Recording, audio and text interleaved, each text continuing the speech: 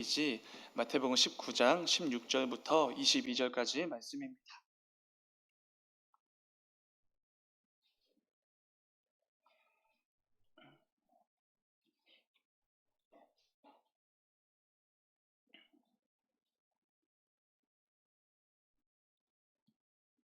다 찾으신 줄 믿고 한 절씩 교독하고 마지막 22절을 함께 읽겠습니다. 제가 먼저 읽겠습니다. 어떤 사람이 주께 와서 이르되 선생님이여 내가 무슨 선한 일을 하여야 영생을 얻으리이까?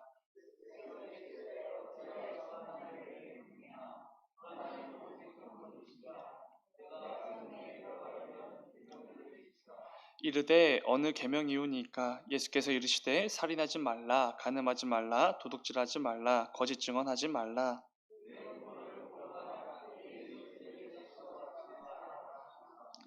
그 청년이 이르되 이 모든 것을 내가 지키었사온데 아직도 무엇이 부족하니이까?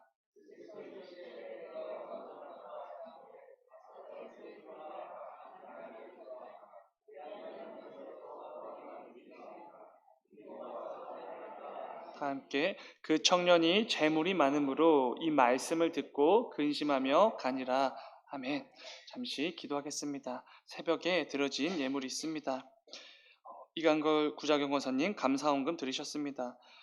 세상을 바라보는 것이 아니라 주님만 바라보며 만족하는 청년 일부 수련화가 되게 하소서. 이렇게 예물 드리셨습니다. 잠시 기도하겠습니다.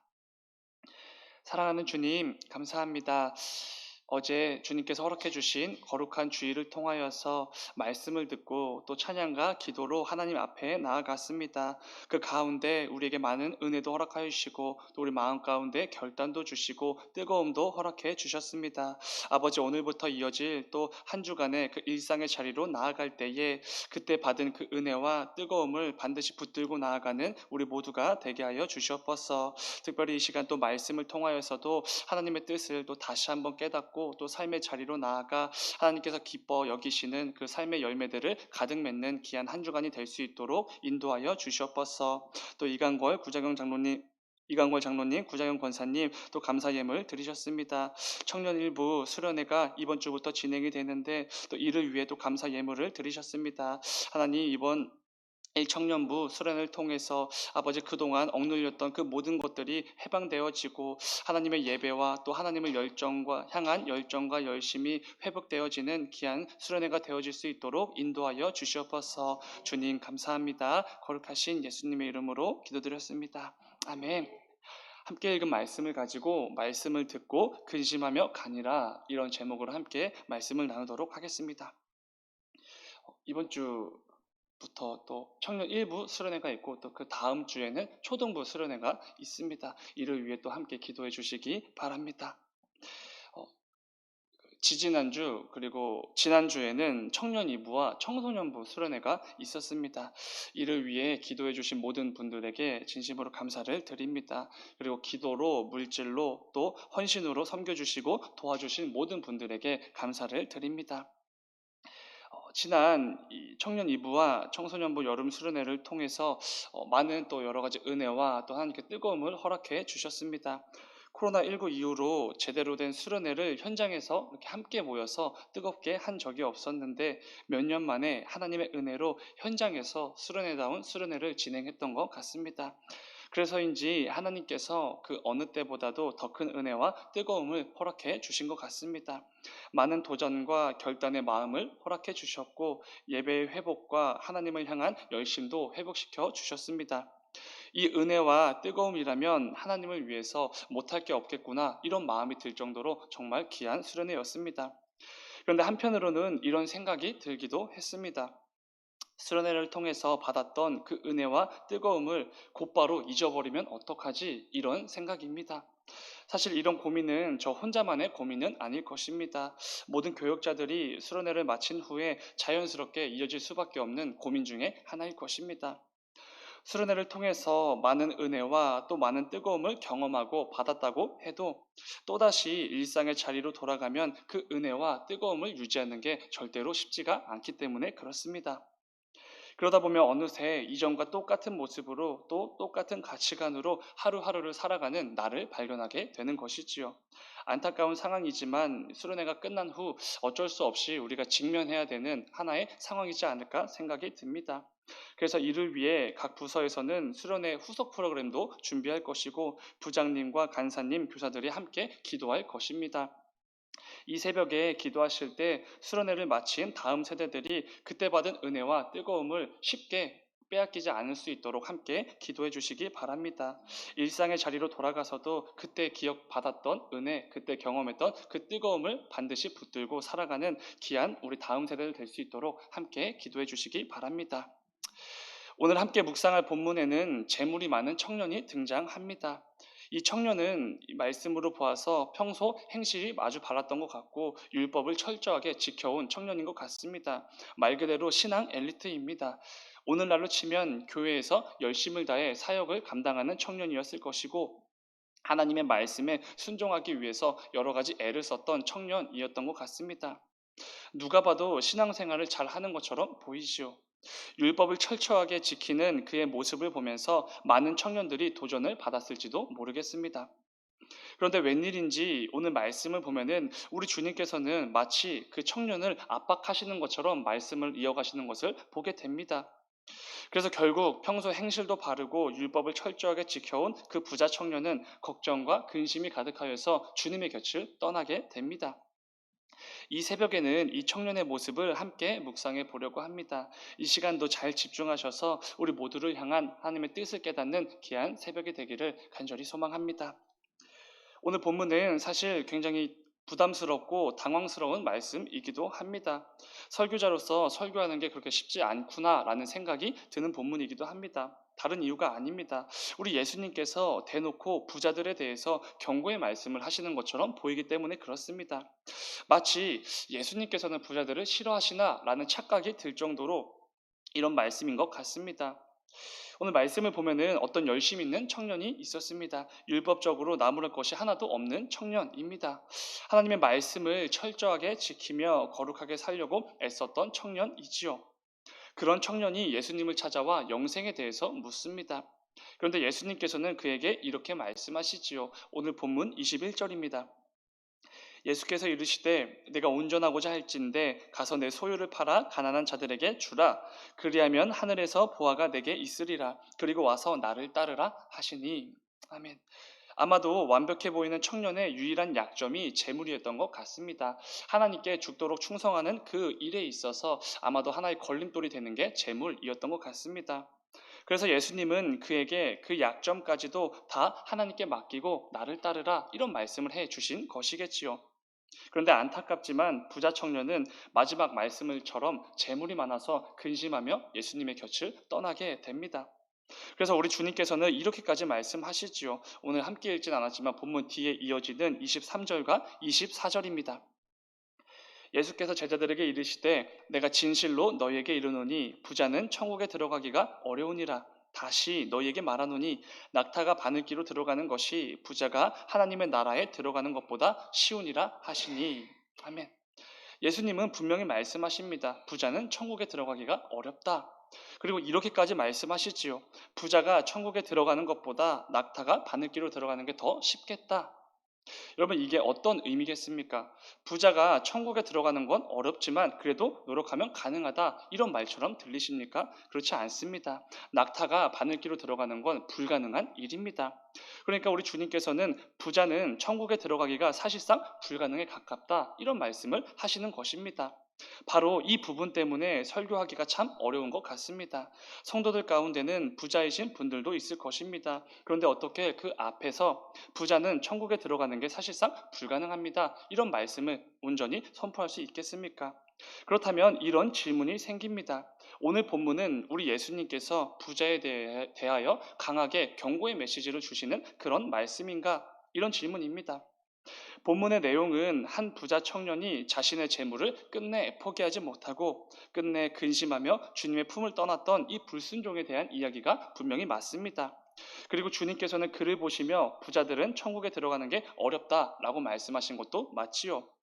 그러나 우리가 성경 66권을 통해 알고 있는 하나님의 성품을 우리가 기억한다면은 고작 그 정도의 메시지가 담긴 본문이 아니라는 것 정도는 알 수 있을 것입니다. 그렇다면 오늘 본문의 포인트가 무엇이겠습니까? 저는 이렇게 묵상했습니다. 부자 청년이 재물이 많다, 그래서 예수님을 떠났다, 이게 포인트가 아니라 그 청년이 주님의 말씀을 들은 후에 어떤 반응을 보였는가, 이게 바로 오늘 본문의 포인트인 것 같습니다. 이게 바로 오늘 본문의 진짜 핵심인 것이지요. 물론 재물이 많으면 주님 말씀에 순종하는 게 더욱더 어려운 것은 사실입니다. 가진 게 많을수록 염두에 두어야 될 부분도 많고 고려해야 될 부분들 참 많이 있기 때문에 그렇습니다. 그러나 오늘 본문의 핵심은 재물이 아니라 말씀을 들은 후에 그 청년의 반응, 이게 바로 핵심인 것이지요. 본문 21절과 22절을 제가 한번 다시 읽겠습니다. 예수께서 이르시되 내가 온전하고자 할진대 가서 내 소유를 팔아 가난한 자들에게 주라. 그리하면 하늘에서 보화가 내게 있으리라. 그리고 와서 나를 따르라 하시니 그 청년이 재물이 많으므로 이 말씀을 듣고 근심하며 가니라. 우리 주님께서 부자 청년에게 말씀하셨습니다. 나를 따르라. 그러나 주님의 이 말씀을 들은 후에 청년의 반응은 근심하며 주님을 떠나는 것이었습니다. 예수님의 말씀을 들은 후에 그의 반응이 근심과 염려였던 것이지요. 말씀하신 주님을 떠나는 것, 그가 선택한 반응이었습니다. 단지 그에게 있었던 많은 재물들로 인해 그는 주님 말씀을 들은 후에 그런 반응을 보이게 된 것입니다. 그렇다면 이것을 우리에게 적용해 볼 수 있어야 합니다. 우리는 어떻습니까? 우리는 어제 주일 예배를 통해 말씀을 들었습니다. 하나님의 말씀이지요. 찬양과 기도를 통해 하나님의 뜻도 깨닫게 되었습니다. 그럼 오늘부터 이어지는 또 한 주간의 삶으로 나아가야 할 것인데 그 나아가는 나의 모습은 어떠냐는 것입니다.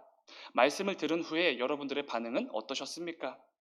말씀을 통해 나에게 주신 믿음의 결단과 뜨거움들이 분명히 있었을 것인데 그 말씀을 들은 후에 혹시 근심하며 주님 곁을 떠나갔던 그 부자 청년의 모습은 아닌지 우리 역시 우리의 모습을 점검해 보아야 합니다.